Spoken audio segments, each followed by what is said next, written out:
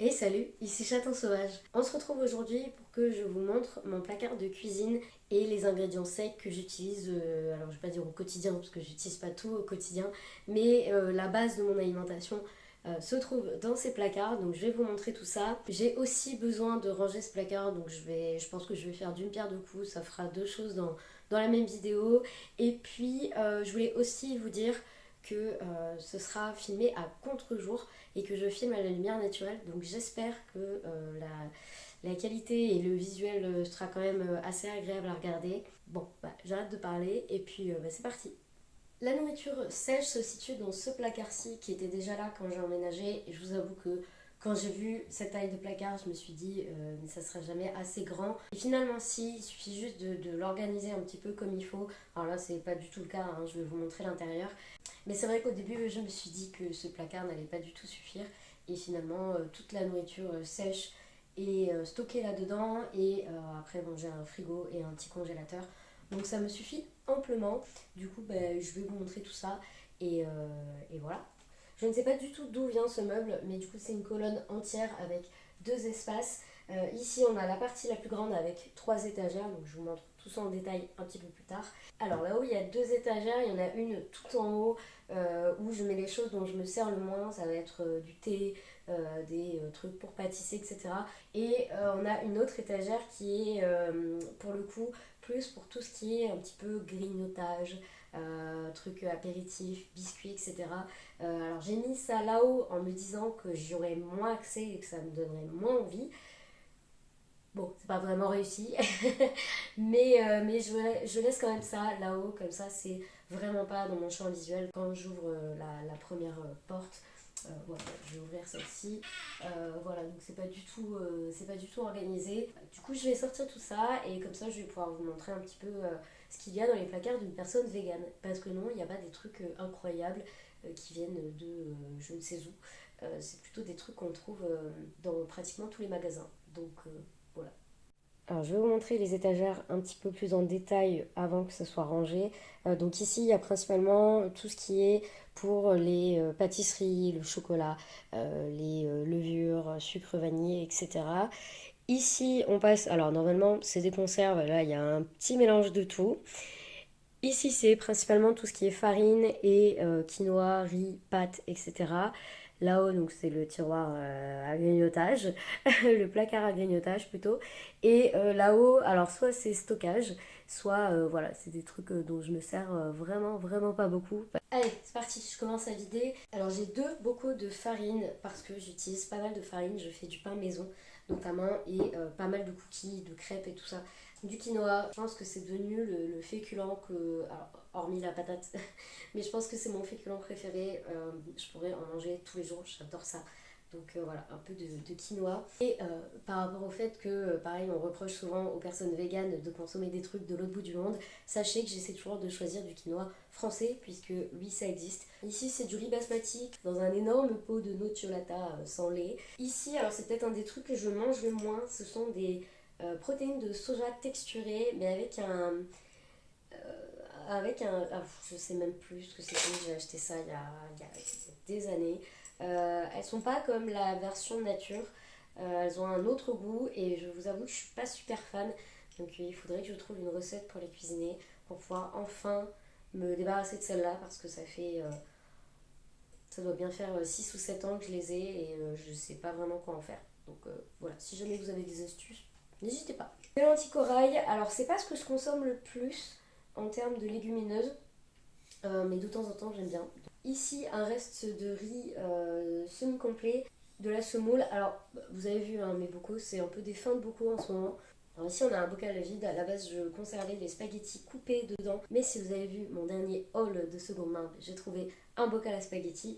Donc, celui-ci va plus me servir soit pour de la farine, soit pour conserver des biscuits, des cookies, etc. Je passe à la partie des conserves et un mélange un petit peu de tout.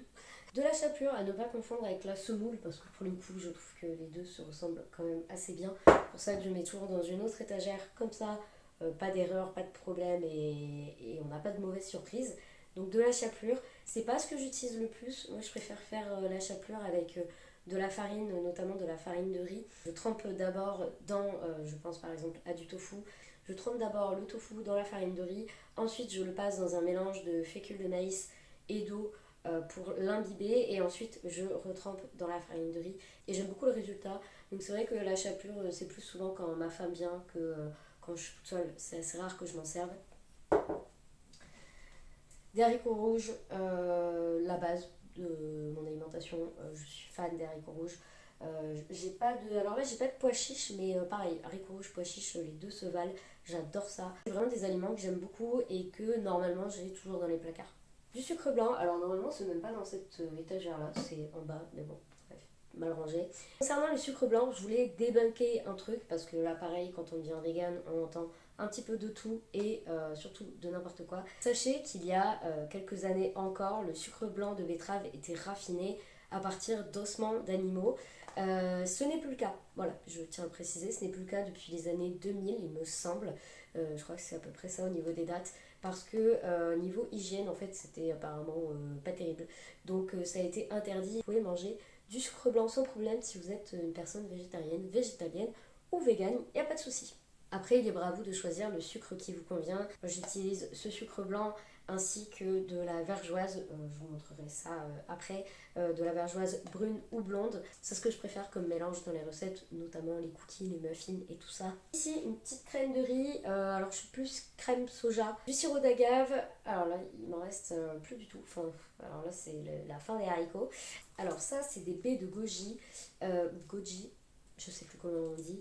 À une période, j'en mangeais tous les hivers, quelques-unes par jour, parce que pareil, c'est comme les amandes, il faut pas en dépasser un certain nombre par jour, je crois.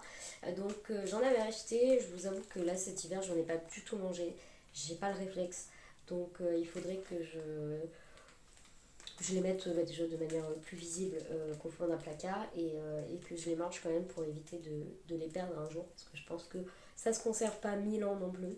Du Tabasco de la marque Bio Verde. J'avais acheté ça parce que l'été dernier j'ai eu une période où j'avais envie de manger hyper épicé et ça me convient pas en fait. Je pense que je vais le donner à quelqu'un parce qu'il est extrêmement fort. Une goutte dans mon assiette suffit pour m'arracher la gueule, donc voilà, il est vraiment un peu trop épicé pour moi. Je connais une personne qui aime énormément manger ce genre de trucs, donc je pense que je vais lui donner. Un petit pot de nocciolata. Alors d'habitude j'aime bien acheter les versions un petit peu plus grandes parce que c'est moins cher au kilo, mais là j'ai trouvé que celui-ci, donc pour vous montrer la différence avec un ancien pot, voilà, là c'est vraiment je crois que c'est le plus petit format que l'on peut trouver. Et la nocciolata sans lait, elle est trop bonne. J'aime bien tester de nouvelles pâtes à tartiner, mais je reviens toujours vers celle-là parce que je la trouve excellente. J'aime trop cette pâte à tartiner là, donc voilà. Et en plus, elle est trouvable dans pratiquement tous les magasins, même dans le Intermarché de mon village perdu dans la campagne, il y en a. Donc voilà, trop contente de trouver cette pâte à tartiner partout. Une petite mayonnaise, j'en ai déjà parlé, c'est la Supernaise de la marque The Good Spoon. Dès que j'en trouve, j'en prends plusieurs pots parce que j'aime vraiment beaucoup cette mayonnaise. Ensuite, de la pulpe de tomate Muti. Alors, pour le coup, je déteste manger le maïs comme ça, cru. C'est un truc que j'aime pas le maïs en fait, sauf dans les sauces. Donc, pour faire des faritas, pour faire des sauces avec du riz, des haricots rouges et tout ça, des espèces de des chilis sin carne, là, il n'y a pas de souci. Mais tout seul, non. Donc voilà, c'est pas le truc que je consomme le plus, mais j'aime bien en avoir dans le placard. Donc voilà, petit stock de maïs. Ici, la mayonnaise Hans qui vient de chez Noz et qui est à 59 centimes. Qui a le prix incroyable, mais vraiment. C'est ma femme, en fait, on avait fait un stock il y a longtemps, et ma femme en avait gardé une bouteille, et en fait, elle la mange pas, donc elle me l'a donnée, donc je suis trop contente, parce que pour le coup, j'adore cette mayonnaise-là. Le problème, c'est que sur les boutiques spécialisées de produits vegan, elle est à 4 euros quelque chose, je crois. Donc là, c'est la dernière à 59 centimes. Ici, on a du jackfruit. Alors, j'ai jamais testé. Ça fait 10 ans que je suis vegan et je n'ai jamais testé le jackfruit. Pardon pour mon accent d'ailleurs. En fait, c'est le fruit du jacquier. Et apparemment, dedans, la texture, enfin là du coup, c'est que des morceaux, c'est pas l'extérieur du fruit, c'est que l'intérieur. Ce sont des morceaux effilochés. Et selon comment on les assaisonne, on peut retrouver la texture et le goût de certaines viandes. Donc voilà, il faut vraiment que je teste. Ça fait quelques mois que je l'ai. Et pareil, un produit de chez Noz, déstockage. Donc voilà, à tester. N'hésitez pas, pareil, à me donner vos recettes si vous avez déjà testé. Et alors, si vous avez détesté, ne me le dites pas parce que je recule déjà à l'idée de tester parce que c'est un truc que je connais pas. Donc j'ai peur de pas aimer. Donc si vous avez voilà, si vous n'avez pas aimé, venez pas me le dire. Par contre, si vous avez une recette qui vous a plu, bah, n'hésitez pas à me la dire. Du thym, parce que je m'en sers pour les infusions. Normalement, j'aime bien l'acheter en vrac bio. Et bah, malheureusement, il n'y en avait pas. C'était la dèche cet hiver. Je pense que là, ça va un peu mieux. Mais cet hiver, le thym, c'était impossible à trouver. Donc j'avais acheté celui-ci que du coup, j'ai pas encore entamé pour me faire des infusions. Ici, donc là, c'est du cacao pur pour le chocolat le matin.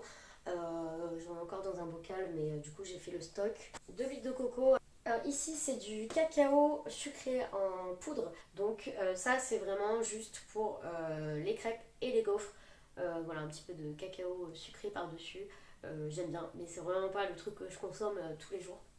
Ici de la levure sèche boulangère, alors ça pour faire le pain, les gaufres et tout ça c'est génial. Ça c'est une petite boîte avec dedans de la levure chimique et de la levure boulangère en sachet. C'est vrai que j'ai les deux formats, je ne sais pas pourquoi. Je pense que j'avais pas dû trouver ça à ce moment-là et du coup j'avais acheté en sachet. Là on a de l'argile verte qui n'a rien à faire ici d'ailleurs. Ça c'est censé aller à la salle de bain. C'est peut-être parce qu'il fait humide dans la salle de bain et du coup peut-être, je ne sais pas. Ici, alors ici c'est un fond de farine de pois chiche. Ça c'est l'idéal pour faire des omelettes végétales. Donc il faut vraiment que j'en rachète parce que j'en ai vraiment pas assez pour refaire une omelette. De la fécule de maïs, là c'est la maïzena, mais n'importe quelle fécule de maïs fait l'affaire. Ça pour le coup c'est la base à avoir, c'est comme la farine pour moi, c'est vraiment la base dans les placards. Ici donc de la vergeoise brune, j'en avais pas trouvé de la blanche donc j'ai pris de la brune. C'est celle de la marque Béguincé et je crois que c'est la seule qui fait de la vergeoise et en fait la vergeoise est typique du nord de la France. Donc je suis très contente d'en trouver dans le sud-ouest. Ici j'ai le truc dont je me sers, un des trucs dont je me sers le moins, c'est de la farine de sarrasin. L'autre jour j'ai fait des galettes de sarrasin et j'ai bien aimé, mais c'est clairement pas le truc que je vais manger tous les jours, donc voilà, j'ai encore pas mal. Ici j'ai du sucre grain, alors ça c'était pour faire des gaufres liégeoises. Alors ça c'est de l'agar-agar. Alors si vous connaissez pas, c'est une algue qui permet en fait de remplacer la gélatine dans des préparations. Je vous avoue que je m'en suis pas servie depuis des années, mais alors des années et des années. Elle est encore bien, hein, c'est de l'algue sèche, donc du moment que c'est conservé dans de bonnes conditions, il n'y a pas de souci. C'est juste que je fais vraiment plus de tests de recettes comme je pouvais le faire avant, donc j'ai pas l'occasion de m'en servir. Mais voilà, je la garde quand même sous le coude au cas où ça serait quand même bête de jeter en sachant que elle est encore très bien et surtout il m'en reste encore pas mal. Donc voilà, si vous avez besoin de gélatine dans vos préparations, sachez que l'agar-agar peut remplacer ça. Alors ici j'ai du sucre glace, alors j'en mange pas du tout, j'aime pas du tout ça. C'est pour ma femme quand je fais des gaufres notamment, elle mange du sucre glace. Et comme à chaque fois elle venait avec son bocal de sucre glace et c'était relou, je me suis dit que j'allais en acheter. Donc j'ai du sucre glace pour quand elle vient. Et ça me sert aussi pour certaines recettes. Donc voilà, mais c'est le genre de truc que je consomme pas du tout de base. Et je termine avec ce chocolat de la marque Lindt. J'en ai pris en 3 plaques que j'aime bien utiliser pour les cookies. Je le trouve super bon. Donc en plus il se trouve généralement partout. Et du coup celui-ci c'est le noir extra fondant et il est sans lait. Enfin, c'est toujours à vérifier qu'il n'y ait pas de lait dans le chocolat noir parce que des fois il y a du lait. Voilà. Bon ben voilà le placard d'en haut. Donc comme je disais c'est vraiment ici tout ce qui est grignotage et là-haut stockage des trucs donc je me sers jamais. Là j'ai pas mal de trucs entamés, les biscuits gerblés. Oups, des petits cookies moulin du pied vert qui sont excellents d'ailleurs. Des céréales, des paquets de chips. Alors, il faut savoir que j'adore les chips, mais je déteste les fonds de paquets de chips. Ça, typiquement, ce genre de truc. ça me saoule. En général, c'est vraiment le truc que je mets dans un fond de bol et pendant que je fais du montage, je bouffe des fonds de paquets de chips. Voilà. Alors là, j'ai des Skittles acides. J'en ai encore 2 paquets ici. Je fais du stock parce qu'on les trouve pas tout le temps. Donc quand j'en trouve, j'en prends. Là, pareil, ces bonbons-là, j'en avais parlé dans ma dernière vidéo produit terminé. Pareil, j'ai fait du stock parce qu'on les trouve pas normal. Voilà, en déstockage. Donc voilà, j'ai fait du stock. J'ai les chips de lentilles ail et fines herbes de Vico qui sont excellentes. Pareil, j'en avais parlé dans les vidéos produits terminés. Et Curly Donuts saveur cacahuète version sucrée salée. Et ça, c'est trop bon. Donc voilà. Alors, ça, c'était un truc qu'on avait pris à Noz avec ma femme. Et le pire, c'est qu'on en a pris un paquet chacune de chaque version. Il y avait 2 versions. Voilà. Et en fait, ce sont des chocolats au quinoa. Alors le mien n'est pas entamé parce que j'ai celui de ma femme au frigo qui est entamé et c'est tout bonnement dégueulasse. Voilà, donc moi je me suis... après ça j'ai arrêté d'acheter des trucs que j'étais pas sûre d'aimer en fait parce que c'est clairement une perte d'argent, un gâchis alimentaire et des placards qui se remplissent et on ne sait jamais quoi faire avec. Donc là ce sont les chocolats organiques au quinoa de la marque Elle Origin. Voilà, c'est vegan et équitable, tout ce que tu veux, mais c'est dégueulasse. Donc voilà, je ne sais pas comment faire. J'aimerais bien essayer de trouver quelqu'un à qui le refiler, mais c'est un peu compliqué. Cadeau. Ici, on a des sprinkles en forme de licorne et d'étoiles, donc c'est pour mettre au-dessus des gâteaux. Alors, pareil, chez Noz, j'ai acheté ça, clairement, c'est l'achat le plus inutile de la Terre. Non seulement je m'en suis pas servi, c'est le genre de truc que sur les gâteaux, j'aime pas quand ça croque, j'aime pas, parce que c'était des licornes pastel et que c'était vegan. Donc voilà, je ne sais pas à quoi ça va me servir, enfin si à mettre sur des gâteaux, mais bon, en attendant, c'est là. Hein. Alors ici, j'ai du pralin, notamment pour faire des chocobons maison. Alors là, j'ai de la feuille de vigne rouge et ça en infusion. C'est excellent quand on a l'impression d'avoir les jambes un peu lourdes. C'est une petite infusion, je trouve que ça fait du bien. Je sais pas du tout si c'est un effet placebo ou quoi, mais généralement quand j'ai les jambes lourdes, je me fais une infusion de ça et ça passe. Donc voilà, vigne rouge, je valide. Ensuite, alors j'ai un thé que j'avais acheté quand je suis devenue végane, de la marque Thé de la Pagode, vanille et fleurs de cerisier. Alors il était très bon, mais je pense que clairement, en plus date de péremption 2018, et surtout il est ouvert. Et en fait, le problème que j'ai, il est ouvert, pas fermé, c'est que j'ai eu une invasion d'insectes alimentaires en septembre dernier. Et parce que tout ça à la base c'était pas sous bocal, hein, c'était tel quel. Et donc des insectes en ont profité. Donc voilà, il y a des trucs que j'ai laissés comme ça, mais je suis pas persuadée que ça soit encore consommable avec des insectes dedans.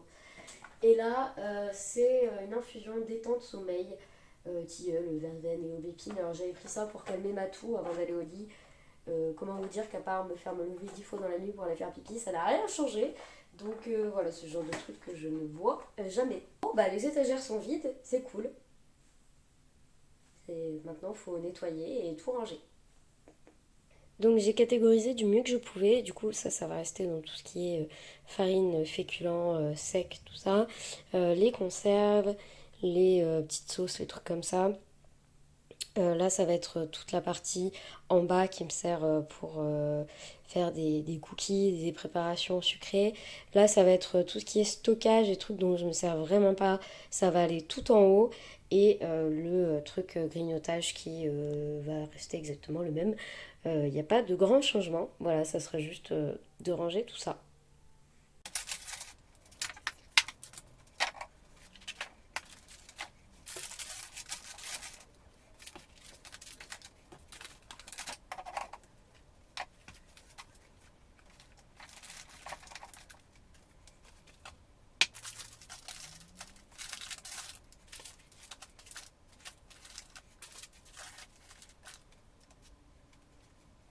Voilà pour cette partie-là, c'est déjà un peu mieux. Celle-ci, du coup, elle est beaucoup plus remplie que tout à l'heure parce que pour le coup c'est vraiment le stockage et le truc dont je me sers le moins.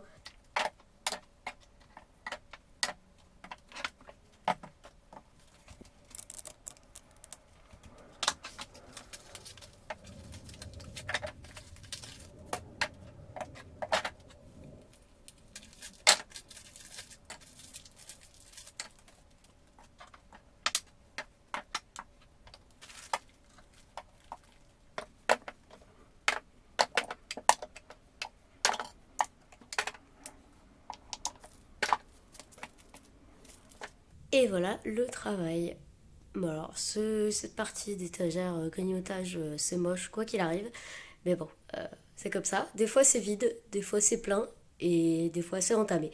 Donc là du coup c'est... voilà, en fait c'est aux mêmes places qu'avant, c'est juste mieux organisé, mieux rangé. Je vais savoir où sont les choses. Et voilà. Bon et bien voilà, c'est la fin de cette vidéo. Vous avez donc vu l'état de mes placards et surtout ce qu'ils contiennent. Voilà, rien de bien foufou. Alors il y a quelques ingrédients qui sont peut-être pas très connus de la majorité des gens. Ce sont des ingrédients qu'on trouve généralement en boutique bio, donc il y a rien d'incroyable là-dedans. Ça vient pas de boutique spécialisée ou autre. C'est vraiment accessible à tout le monde. Donc c'est ce que je voulais montrer avec cette vidéo. Et puis je voulais aussi me forcer à faire du rangement, donc je suis contente, c'est fait. On verra bien combien de temps ça restera rangé. Si ça vous a plu, n'hésitez pas à mettre des pouces, ça fait toujours plaisir. À commenter aussi. Et puis à vous abonner, bien sûr, c'est important. Et on se retrouve la semaine prochaine pour une nouvelle vidéo. C'était Chaton Sauvage, avec un placard bien rangé.